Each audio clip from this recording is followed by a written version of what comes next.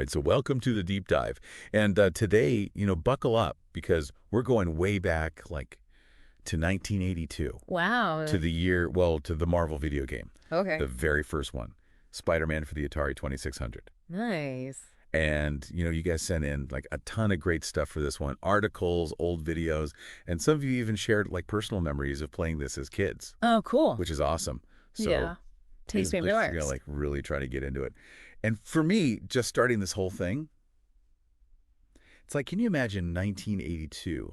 Video games they're barely a thing yet, right? Yeah. I mean, it was really like the Wild West of gaming back then. Totally.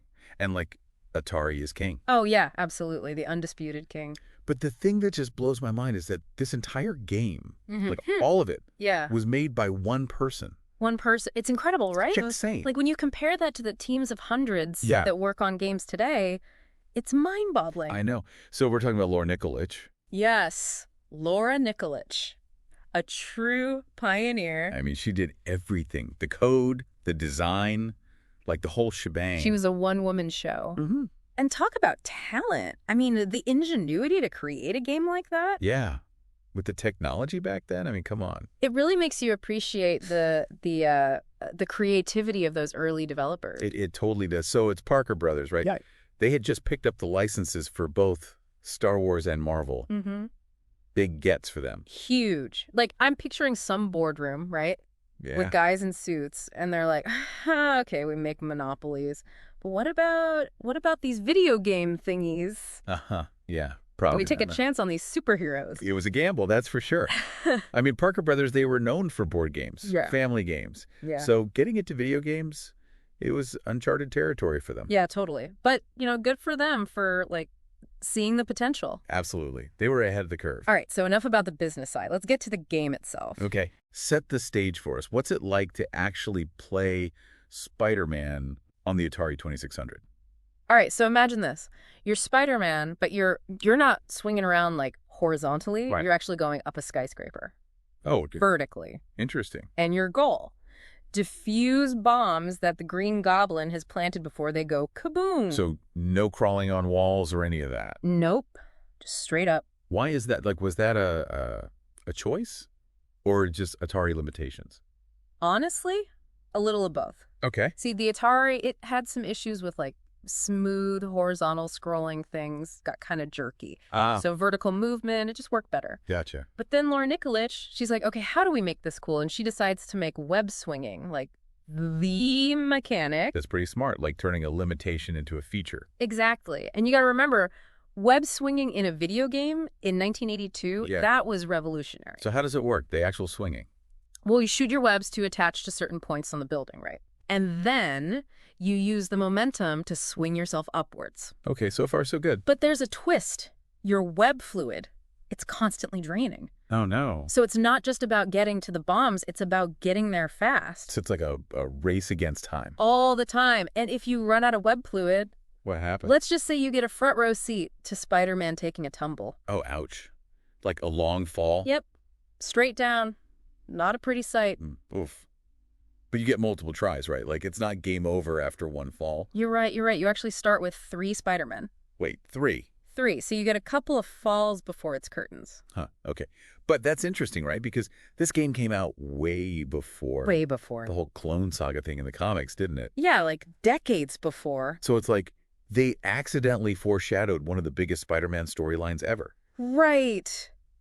It's wild to think about. So you're swinging up this skyscraper, you're dodging bombs, trying not to run out of web fluid. Right. And then you're also grabbing these, well, they look like generic people, from the windows.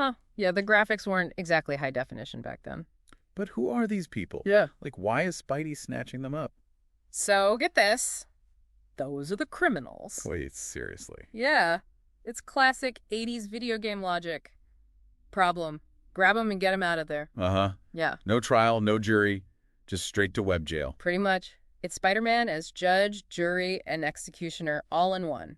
Okay, well, speaking of bad guys, let's talk about the big one.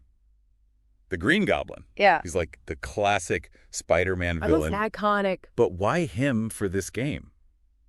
Especially since, Well, wasn't he dead in the comics at the time? Good point. There are actually a couple of reasons for that. Firstly, Goblin could fly, right? Right. So that fit perfectly with the whole vertical gameplay. Ah, okay. So Laura Nikolic could basically use similar code for both Goblin and Spidey's movements. Exactly. Efficient coding. That makes sense from a technical standpoint. Oh, is there more to it than that? No. Oh, definitely. I mean, even though Goblin was, out of the picture in the comics at the time, Yeah. he was still this huge part of Spider-Man's story. That whole Night Gwen Stacy died arc. Oh man, that one. That's heavy. It had a huge impact, right? Yeah. And it really solidified Goblin as Spidey's ultimate nemesis. Oh, totally. Even people who barely know comics know about that story. Exactly. It's iconic. And it shows you that even though he wasn't literally in the comics at the time, Yeah. he was still very much present in the Spider-Man mythos, He was a pop culture force. Exactly. And it's not just the comics. I mean, he even popped up in other places. Remember that Stephen King movie, Which one? Maximum Overdrive? Mm. It's not great, to be honest. But Goblin has a cameo in it. Really? I had no idea. Yep. He's on this goblin-shaped truck. Oh, come on. That's so bad. It's good, right? Exactly. Okay. But it just goes to show you, right? The goblin was everywhere. That's wild. I might have to track that down. You should. It's a trip. All right, so back to the game. How was this thing even marketed back in '82? No internet, no social media. How did people even know about it? Right. It was a whole different world. Imagine this. Cheesy live-action commercials. Ads in comic books with this 8-bit goblin taunting you to play. Oh, awesome. And magazine articles. I read one where Stan Lee himself is playing the game. No way. Stan Lee promoting a video game. Yep. He was a big part of the marketing push. That's so cool. Do any of those old ads still exist? Oh, totally. You can find them online if you look around. They're amazing. Little time capsules. I got to check that out. You should. There's this one magazine story. It's hilarious. The goblin's going around watching kids play the Spider-Man game. Yeah. And when they say Spider-Man always wins, he gets so mad. What does he do? He destroys their TV. Oh, no way! Yeah, smashes it to bits. It's so over the top. Classic Goblin. Always a sore loser. Right. But it's fun to imagine, Yeah. This game having that kind of impact. Totally. All right, so we got to talk about the instruction manuals, right? Oh, yeah, the manuals. Those things were sacred text back then. They were. No internet, no FAQs. The manual was your only guide. It was your tutorial, your lore, your cheat sheet all rolled into one. Exactly. And the manual for Atari Spider-Man, it had some interesting tidbits in it. Like what? Well, remember how the game gives you 3 Spider-Men? Yeah, the multiple Spideys we were just talking about. Right. Well, the manual actually says that each time you die, it's a new Spider-Man that takes over. Hold on, so it's not just a respawn or a second chance? Nope. It's literally a different Spider-Man each time. Whoa. Okay, that changes things. Right. It's like a proto-multiverse concept, almost. Way ahead of its time. In one of the articles you sent, it mentioned that you could theoretically earn enough points to get infinite Spider-Man. Whoa, infinite Spideys. Okay, so what does that mean? That's the big question, isn't it? Is it just a gameplay thing? Or is there a deeper meaning there? It's up for interpretation, I think. But it definitely adds another layer to this whole multiple Spider-Man thing. It's it's reflecting something about Spider-Man himself. Oh. Well, he always gets back up. Right. No matter how many times he falls, he's always ready for the next fight. That's a good point. It's this never-ending cycle of heroism. There's always another threat, another bomb to defuse. And maybe that's what the Infinite Spider-Man represent. This, endless resilience. That's a really interesting take. It's even in this simple 8-bit game, there are these deeper themes, these ideas that resonate even today. It's pretty amazing when you think about it. Yeah. So, okay, we've talked about the story, the villain, the marketing. Mm-hmm. But how does the game actually feel to play? Mm-hmm. The controls, the mechanics. Give us the lowdown. All right, so you control Spidey with the Atari joystick, right? A classic. Pretty basic, left and right to aim your webs, button to shoot. But the real skill is in the timing and momentum of the web swinging. I bet. It probably looks easier than it is. Oh, for sure. It takes practice. And one thing that's kind of unique is that you can only web swing from certain points on the building. Okay, so not just any surface. Nope. You got to be precise. Which makes it more challenging. So those limitations actually add to the gameplay. In a way, yeah. It forces you to think strategically. That's cool. It's those limitations actually force the developers to be more creative. Totally. And speaking of limitations, can we just take a moment to appreciate what Laura Nikolic did? I mean, the Atari 2600, Yeah. it wasn't exactly a powerhouse, Not by today's standards, that's for sure. but she managed to create this, like, engaging, fun experience. It's pretty remarkable. It is. And I think sometimes when we look back at these old games, Mm-hmm. we focus on the blocky graphics, the simple gameplay, Yeah. but we forget the ingenuity that went into making them. Right. Like, working within those constraints must have been incredibly difficult. It was. Those early game developers, they were pioneers. They paved the way for everything we have today. Exactly. And Atari Spider-Man is a perfect example of that. It might seem simple now, Yeah. but it was groundbreaking for its time. And it's still fun to play. Oh, absolutely. Yeah. And it makes you wonder, what other Marvel games could we have gotten back then if things had been different? Ooh, that's a good question. Like, imagine an 8-bit Hulk game.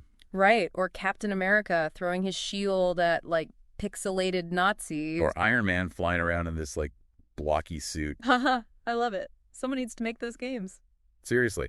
It'd be like a tribute to those lost possibilities. Speaking of lost possibilities, there's one more thing I wanted to mention before we move on. Okay, I'm all ears. It goes back to that multiple Spider-Man thing we were talking Right, about. the Infinite Spider-Man. That whole concept has really stuck with me. Well, I was digging through those sources he sent, Mhm. and I found something else that kind of ties into that. Oh, okay. What's that? It's about how the game handles Spider-Man's, well, death when you fall. Yeah. It doesn't just end there, No. right? Right, you get a new Spider-Man, like a fresh start. Exactly. But it's the wording in the manual that got me thinking. Oh. It doesn't say you get another chance or that Spider-Man respawns. It specifically says you get a new Spider-Man. You're right. I hadn't really thought about that. It's like they're emphasizing that it's a different Spider-Man each time. Yeah, not just like a continuation. So could this be hinting at, like, the multiverse? Maybe. I mean, think about it. This is 1982. Yeah.